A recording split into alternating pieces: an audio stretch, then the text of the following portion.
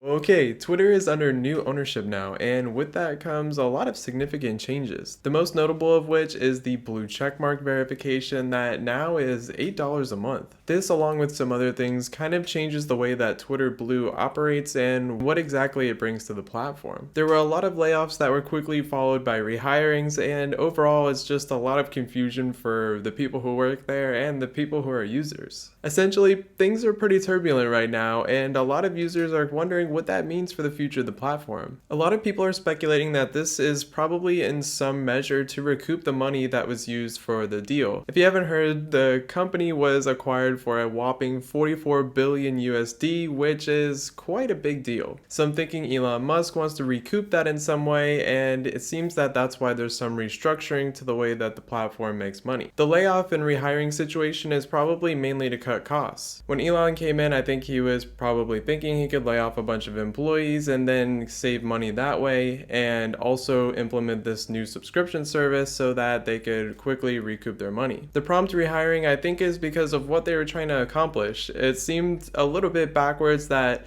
there'd be massive layoffs and then also a big overhaul to the platform, as Elon Musk wanted to try and get rid of a lot of bots and change the way that the platform was promoting, which seems like a lot of technical work on the back end, which is gonna take employees. The part where we start to run into some issues is when it comes to the Twitter Blue subscription. The change to Twitter Blue makes it to where the verification checkmark is available to anybody as long as they're paying $8 a month. The thing that I find to be kind of strange is that this checkmark can't be earned for free, and it also is only for iPhone users. I'm not sure if that has to do with the way that the Twitter web app or the way that Twitter works on Android is run, but it seems kind of limiting to have this feature only available on one platform. You would think to have this subscription to be attractive to as many users as possible, you would cover the whole user base. I'm not sure which percentage of the Twitter user base is iOS users, but I guess they're hoping it's a lot, or maybe they already know that. The $8 a month is where I start to have some thoughts. I don't know about you, but the way I use Twitter, I don't have a verification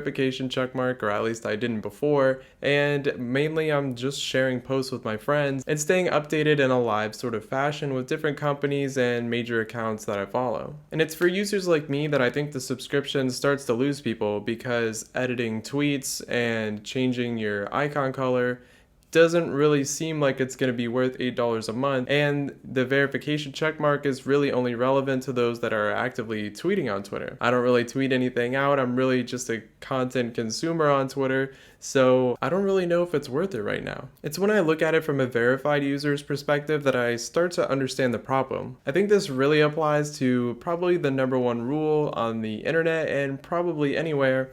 Nobody likes to pay for something that was free before, and having a verification checkmark was free before as long as you accumulated a certain amount of following and had a certain amount of activity, and now it's monetized at $8 a month. But with all of this in mind, Twitter needs to make its money back in some fashion. So how are they going to do that? Well, they can continue to have ads on the platform, as most platforms do. This is pretty lucrative and makes up a large percentage of the earnings across most social media platforms. In fact, all of these companies are very profitable, so why can't Twitter do the same thing? Well, Twitter isn't really like other platforms in the sense that a lot of controversial topics are discussed on there, and people say some pretty out-of-pocket stuff. If you're an advertiser on Twitter, you don't want to think that your ad could appear next to something that people don't really like, which is where I think some of the hesitation comes from when it comes to the changes on the platform. If things are going to become more volatile, then advertisers probably aren't super attracted to that. And the problem is here that for the subscription base to make up for that, they're going to need a lot more users that have the subscription. And in order to do that, I think they're going to need to bring a lot more value for the users that weren't verified before. I'm not sure which percentage of users were verified before, but I would imagine it wasn't the majority. So I think that this subscription needs to bring larger value to most users. And that's not to say that the basic usage of the app gets put behind a paywall, because I don't think that's the way to go, and I don't think Elon Musk thinks so either. But in order for this subscription to be valuable, people need incentive to buy into it. And the unfortunate truth about this is that even with a large subscriber base, they'll probably still need to rely on ads, as they make up so much of the revenue for Twitter. But that's not to say that an over-reliance on ads isn't a problem. Platforms like Twitch recently have been experimenting with ads